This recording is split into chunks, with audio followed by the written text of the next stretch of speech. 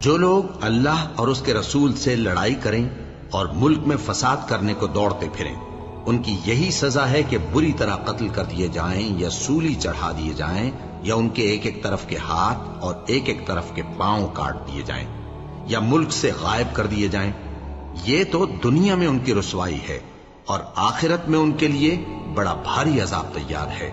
ہاں، جن لوگوں نے اس سے پیشتر کہ تمہارے قابو آ جائیں توبہ کر لی، تو جان رکھو کہ اللہ بخشنے والا ہے، مہربان ہے۔ اے ایمان والو، اللہ سے ڈرتے رہو اور اس کا قرب تلاش کرتے رہو، اور اس کے رستے میں جہاد کرو تاکہ کامیاب ہو جاؤ۔ اور چوری کرنے والا مرد اور چوری کرنے والی عورت، ان کا ایک ایک ہاتھ کاٹ دو۔ یہ ان کے کرتوتوں کی سزا اور اللہ کی طرف سے عبرت کے طور پر ہے، اور اللہ زبردست ہے، صاحب حکمت ہے۔ پھر جو شخص گناہ کے بعد توبہ کر لے اور نیکوکار ہو جائے تو اللہ اس کو معاف کر دے گا۔ کچھ شک نہیں کہ اللہ بڑا بخشنے والا ہے، بڑا مہربان ہے۔ اور جو دو مرد تم میں سے بدکاری کریں تو ان کو ایذا دو، پھر اگر وہ توبہ کر لیں اور نیکوکار ہو جائیں تو ان کا پیچھا چھوڑ دو۔ بے شک اللہ توبہ قبول کرنے والا ہے، مہربان ہے۔ اللہ انہی لوگوں کی توبہ قبول فرماتا ہے جو نادانی سے بری حرکت کر بیٹھتے ہیں پھر جلد توبہ کر لیتی ہیں۔ بس ایسے لوگوں پر اللہ توجہ کرتا ہے، اور وہ سب کچھ جاننے والا ہے، حکمت والا ہے۔ اور ایسے لوگوں کی توبہ قبول نہیں ہوتی جو ساری عمر برے کام کرتے رہیں، یہاں تک کہ جب ان میں سے کسی کی موت آ موجود ہو تو اس وقت کہنے لگے کہ اب میں توبہ کرتا ہوں۔ اور نہ ان کی توبہ قبول ہوتی ہے جو کفر کی حالت میں مریں۔ ایسے لوگوں کے لیے ہم نے دردناک عذاب تیار کر رکھا ہے، اور کسی مومن کو شایع نہیں کہ دوسرے مومن کو مار ڈالے مگر غلطی سے ایسا کر بیٹھے، اور جو غلطی سے بھی مومن کو مار ڈالے تو وہ ایک مسلمان غلام آزاد کر دے اور مقتول کے وارثوں کو خون بہا بھی دے، مگر یہ کہ وہ معاف کر دیں۔ پھر اگر مقتول تمہارے دشمنوں کی جماعت میں سے ہو اور وہ خود مومن ہو تو صرف ایک مسلمان غلام آزاد کرنا چاہیے، اور اگر مقتول ایسے لوگوں میں سے ہو جن میں اور تم میں صلح کا عہد ہو تو وارثان مقتول کو خون بہا دینا اور ایک مسلمان غلام آزاد کرنا چاہیے۔ اور جس کو یہ میسر نہ ہو وہ متواتر 2 مہینے کے روزے رکھے۔ یہ کفارہ اللہ کی طرف سے قبول توبہ کے لیے ہے، اور اللہ سب کچھ جانتا ہے، بڑی حکمت والا ہے۔ اور جو شخص کسی مسلمان کو قصدن مار ڈالے گا تو اس کی سزا دوزخ ہے، جس میں وہ ہمیشہ جلتا رہے گا، اور اللہ اس پر غضبناک ہوگا اور اس پر لعنت کرے گا، اور ایسے شخص کے لیے اس نے بڑا سخت عذاب تیار کر رکھا ہے۔ اے اہل ایمان، مومنوں کے سوا کافروں کو دوست نہ بناؤ۔ کیا تم چاہتے ہو کہ اپنے اوپر اللہ کا صریح الزام لو؟ کچھ شک نہیں کہ منافق لوگ دوزخ کے سب سے نچلے درجے میں ہوں گے، اور تم ان کا کسی کو مددگار نہ پاؤ گے۔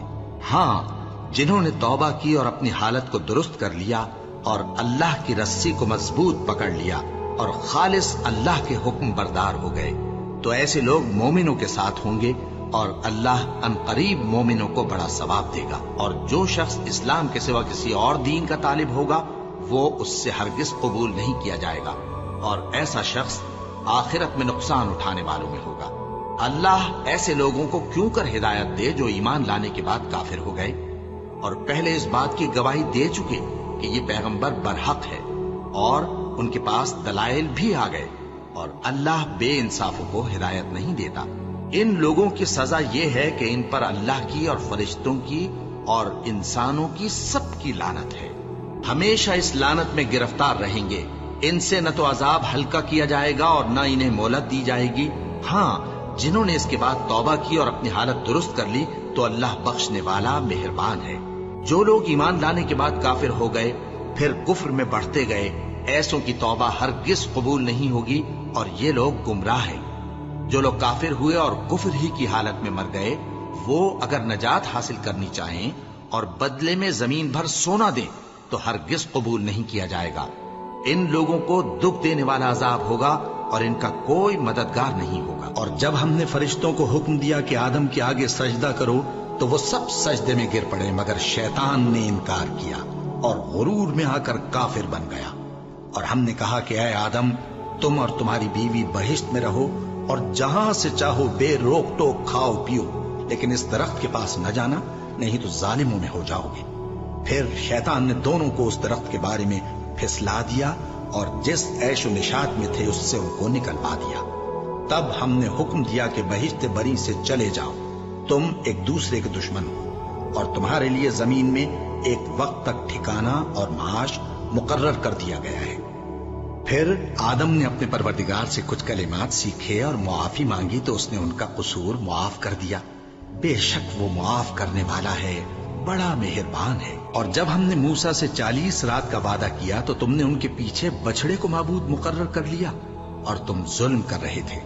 फिर उसके बाद हमने तुमको माफ कर दिया ताकि तुम शुक्र करो। और जब हमने मूसा को किताब और मोजेज़े इनायत किए ताकि तुम हिदायत हासिल करो। और जब मूसा ने अपनी कौम के लोगों से कहा कि भाइयों, तुमने बछड़े को माबूद ठहराने में अपनी जानों पर जुल्म किया है, तो अपने पैदा करने वाले के आगे तौबा करो, फिर अपनों को कत्ल करो, तुम्हारे खालिक के नजदीक तुम्हारे हक में यही बेहतर है। फिर उसने तुम्हारा कसूर मुआफ कर दिया, वो बेशक बड़ा मुआफ करने वाला है, बड़ा मेहरबान है। जो लोग हमारे हुक्मों और हिदायतों को जो हमने नाजिल की हैं किसी गरज फासिद से छुपाते हैं, बावजूद कि हमने उनको लोगों के समझाने के लिए अपनी किताब में खोल खोल कर बयान कर दिया है, ऐसों पर अल्लाह और तमाम लानत करने वाले लानत करते हैं। हाँ, जो तौबा करते हैं और अपनी हालत दुरुस्त कर लेते हैं और अहकाम इलाही को साफ साफ बयान कर देते हैं, तो मैं उनके कसूर मुआफ कर देता हूँ और मैं बड़ा मुआफ करने वाला, बड़ा मेहरबान हूँ। मोमिनो, अल्लाह से डरो और अगर ईमान रखते हो तो जितना सूद बाकी रह गया है उसको छोड़ दो। फिर अगर ऐसा न करोगे तो तुम अल्लाह और उसके रसूल की तरफ से ऐलान जंग सुन लो, और अगर तौबा कर लोगे और सूद छोड़ दोगे तो तुमको अपनी असल रकम लेने का हक है, जिसमें न औरों का नुकसान और न तुम्हारा नुकसान। और अगर कर्ज लेने वाला तंगदस्त हो तो उसे कुशाइश के हासिल होने तक मोहलत दो, और अगर जरे कर्ज बख्श दो तो वो तुम्हारे लिए ज्यादा अच्छा है, बशर्ते के समझो। और उस दिन से डरो जबकि तुम अल्लाह के हुजूर में लौट कर जाओगे और हर शख्स अपने अमाल का पूरा पूरा बदला पाएगा और किसी को कुछ नुकसान न होगा।